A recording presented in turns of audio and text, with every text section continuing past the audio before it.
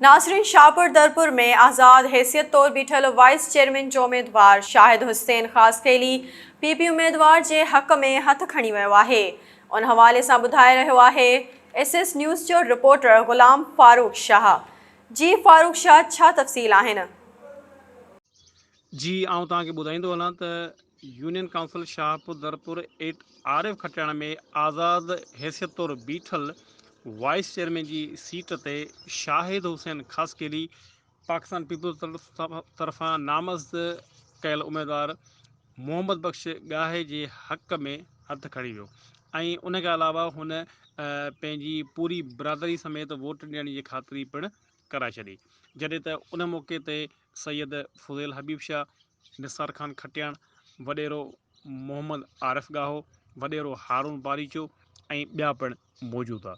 जी फ़ारूक शाह, तफ़सील ॿुधाइण लाइ अव्हां जी महिरबानी।